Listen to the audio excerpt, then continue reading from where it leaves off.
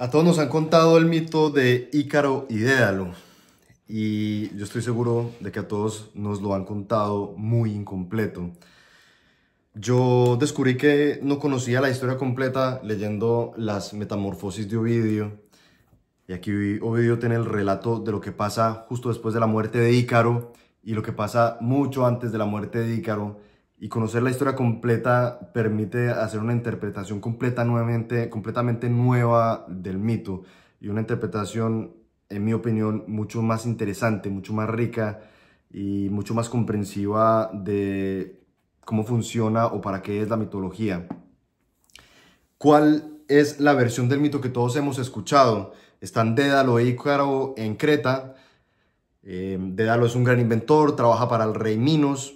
Y un día Dédalo decide fugarse y se le ocurre que la mejor manera de volarse de Creta es construyendo unas alas para imitar el vuelo de las aves. Entonces se construye unas alas para él y construye unas alas para su hijo Ícaro. ¿Cómo construyen esas alas? Se consiguen unas cañas, unos palos de madera, consiguen plumas de diferentes aves y con mucho cuidado fijan las plumas a la madera usando cera. Entonces terminan la construcción de las alas, Dédalo le pone las alas a su hijo y se las pone a sí mismo. Y antes de emprender el vuelo le dice a Ícaro, le advierte que no puede volar demasiado bajo porque el oleaje puede mojarle las alas, y que no puede volar demasiado alto porque el sol, el calor del sol puede derretir la cera y deshacerle las alas. Pues muy a menudo cuando en un mito griego hay instrucciones, quiere decir que alguien las va a desobedecer y que eso va a sellar su destino. Dicho y hecho, empiezan a volar, Dédalo va adelante y va mirando para atrás, chequeando el vuelo de su hijo, y comprueba con impotencia que su hijo se emociona demasiado en el vuelo, remonta, bate las alas demasiado, se acerca mucho al sol, el sol le derrite la cera de las alas, se las destruye y va a dar al mar donde muere ahogado. Eso es lo que todos sabemos sobre el mito. ¿Cuál es la interpretación que le damos usualmente a ese mito? Que Ícaro encontró la muerte por su ibris. La ibris es como esta desmesura, esta arrogancia, esta violación, esta transgresión de las normas o de las reglas de la naturaleza. Y digo yo que esta es una interpretación un poco cruel porque estamos culpando a un niño por haberse emocionado demasiado mientras experimentaba el milagro, el prodigio del vuelo. Imagínense, un niño que tiene alas y que puede volar como un dios, y esperamos que de alguna manera pueda dominar sus emociones. Esa no es la manera en que se comportan los niños. Los niños juegan con la desmesura. Los niños juegan explorando los límites, tomando riesgos. Entonces era apenas natural que un niño que estaba volando se emocionara y volara demasiado alto. Hay una interpretación, como digo, mucho más interesante si uno sabe exactamente qué pasó después. Y esto se encuentra aquí en las Metamorfosis de Ovidio. ¿Qué pasa exactamente después?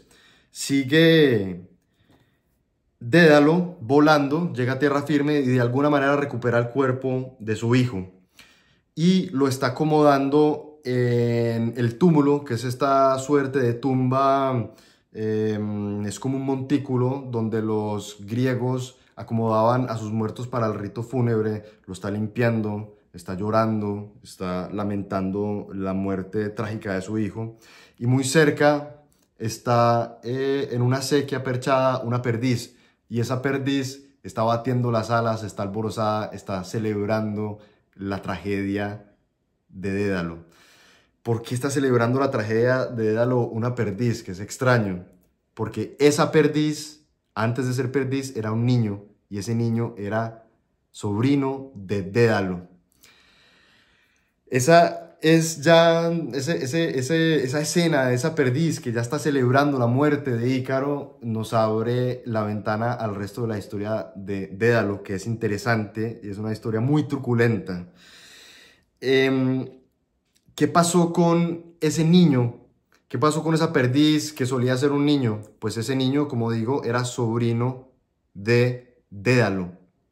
Dédalo es ateniense, vivía en Atenas y tenía una hermana, y la hermana le encargó el cuidado de su sobrino. Dédalo accedió y adoptó a Perdix como pupilo y le empezó a enseñar sus artes y su capacidad de inventiva. Comprobó muy rápido Dédalo que Perdix tenía un gran talento, era un genio precoz. Perdix se inspiró en el espinazo de un pescado para tomar un listón de hierro y forjarle una serie de dientes, y así creó la primera sierra de la historia. También cuenta Ovidio que Perdix se inventó el primer compás, unió un par de listones de hierro y creó el primer compás para trazar el primer círculo perfecto de la historia, y eso es hermoso. Entonces tenemos aquí que tiene Dédalo a un aprendiz que claramente tiene muchísimo más talento que él, entonces naturalmente empieza a verlo como un rival y empieza a dominarlo la envidia, y esta envidia crece como un fuego que le devora el alma y termina Dédalo arrojando a su sobrino desde la Acrópolis de Atenas. Termina cometiendo un crimen horrible. Pero por supuesto no estamos en Atenas, y la ciudad de Atenas es, la diosa de Atenas, perdón, es Minerva. Y Minerva es también la protectora del talento. No va a permitir Minerva que en su ciudad alguien sacrifique, alguien mate a un joven talentoso de esa manera. Entonces, de una forma muy truculenta, de una forma muy retorcida, le salva la vida a Perdix, convirtiéndolo en perdiz. Uno se pregunta por qué Atenea, o Minerva, no salvó al niño simplemente recogiéndolo y haciéndolo caer delicadamente en las piedras, porque tuvo que haberlo convertido en ave. Y esa respuesta ayuda a entender un poco de qué va la mitología griega y la mitología de todas partes, diría yo. Y es que los personajes de los mitos no están para vivir felices comiendo perdices, como decimos, no están para tener finales felices, sino que están para ilustrar y para mostrar las consecuencias de los actos de los humanos. Y Perdix, en el caso concreto de este mito, está ahí para marcar el sino trágico de Dédalo. Perdix está ahí para el momento en el que Dédalo pierda a su hijo, Perdix batir las alas, celebrar alborozado la muerte de Ícaro y marcar el sino, como digo, de Dédalo. ¿Qué pasa justo después de que Dédalo intenta asesinar a su sobrino? Pues que se tiene que fugar, se tiene que ir de Atenas exiliado y termina en Creta. Termina trabajando, como decía al principio del video, para el rey Minos. Y a partir de este momento parece que todos los inventos de Dédalo tienen un giro siniestro. El primer invento que le encargan a Dédalo se lo encarga la reina, la esposa de Minos, la reina Pasífae. Pues la reina Pasífae resulta que está enamorada de un toro. Está enamorada de un toro por influjo de Poseidón. Esto es otro mito muy fascinante, muy bello, que podría explicar en otro video. Pero basta para este video decir que la reina se enamoró de un toro por influjo de Poseidón. Entonces esta reina le encarga a Dédalo que le construya una estructura de madera en forma de vaca. Y esa estructura es hueca por dentro, de manera que ella se puede acomodar en el interior de la vaca, y pueden empujar esa estructura de madera hasta el pastizal donde está paciendo el toro, su amor, y el toro la puede montar. Dicho y hecho, Dédalo se pone a la tarea, crea la vaca, la reina se mete en la vaca, y de los amoríos de la reina con el toro nace el famosísimo Minotauro, que es un monstruo mitad toro, mitad humano. Bien, entonces tenemos ese invento un poco siniestro, ese invento un poco truculento. Ahora es un problema el Minotauro. El Minotauro es un monstruo, y es un monstruo que avergüenza al rey Minos. Entonces, ¿qué decide el rey Minos? Que va a encerrar a su hijastro, mitad toro, mitad hombre, en un laberinto. ¿Y a quién le encarga la construcción del laberinto? Pues por supuesto se la encarga a su gran inventor, a Dédalo. Dédalo se pone manos a la obra, construye el laberinto, que por cierto yo me imaginaba cuando escuchaba esa parte del mito un laberinto de un solo nivel, como los que uno ve en estos parques grandes europeos para jugar, como estos laberintos hechos de setos para jugar. Pues en realidad el laberinto que construye Dédalo es, según Ovidio, una mansión intrincada, una morada tenebrosa. Es un edificio gigantesco lleno de recámaras, pasadizos, encrucijadas, recodos. Es un edificio muy tenebroso. Y en ese edificio encierra al rey Minos al Minotauro, su hijastro. El Minotauro, como sabrán los que han escuchado el mito, lo alimentan con jóvenes atenienses. Es decir, es como si Minos hubiera condenado a Dédalo a seguir cegando el talento de sus compatriotas, a seguir cegando el joven talento de sus atenienses. Y este es el segundo invento de Dédalo. Como podemos ver, los inventos de Dédalo son inventos para el engaño.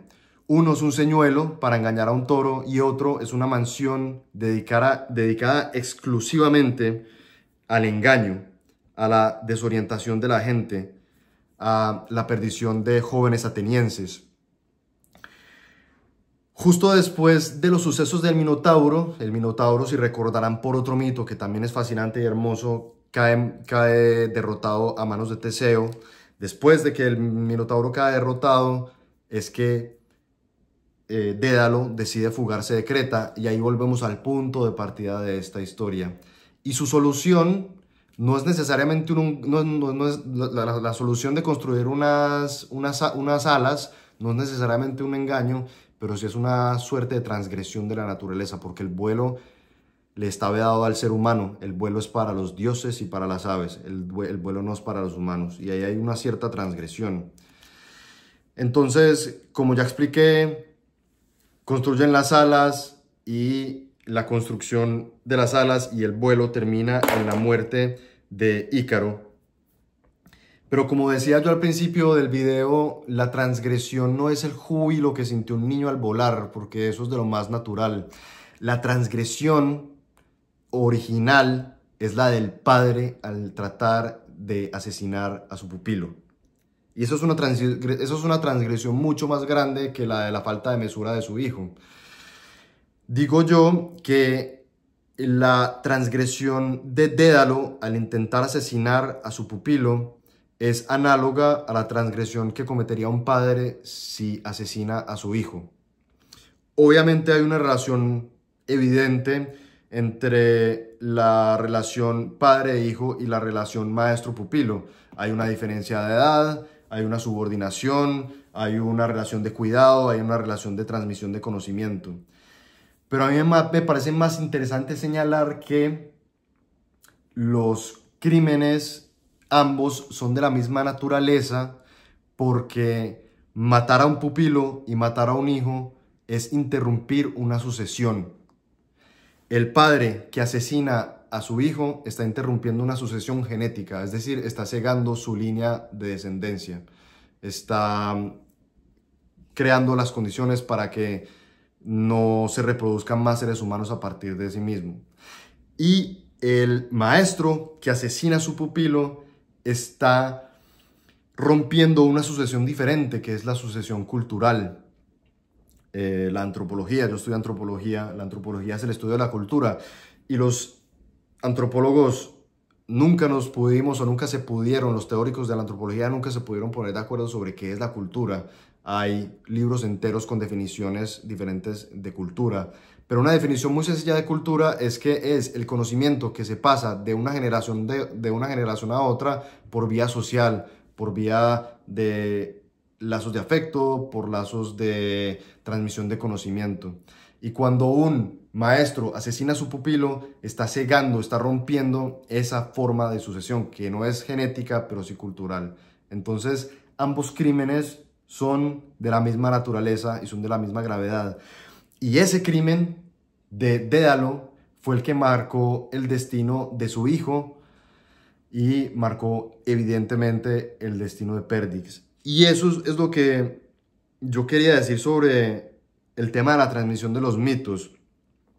Por la naturaleza de la transmisión oral y digamos lo azarosa que es, los mitos se transmiten a veces como partículas separadas. Entonces nosotros conocemos el mito de Ícaro y Dédalo, conocemos quizás el mito de Perdix, conocemos el mito del Minotauro, conocemos el mito de Pasífae y sus amoríos con el toro, pero en realidad todos estos mitos no son partículas que vuelan separadas, todos estos mitos son un tejido y cada vida es un hilo, cada hilo es un destino y todos esos destinos están imbricados en un entramado. Por eso es tan importante o por eso es tan satisfactorio, tan edificante leer un libro como Las Metamorfosis de Ovidio, porque a partir de lecturas como estas nos damos cuenta de que a lo que nos estamos enfrentando no es a una serie de partículas que han llegado hasta hoy, sino a un entramado de mitos y de destinos entrecruzados.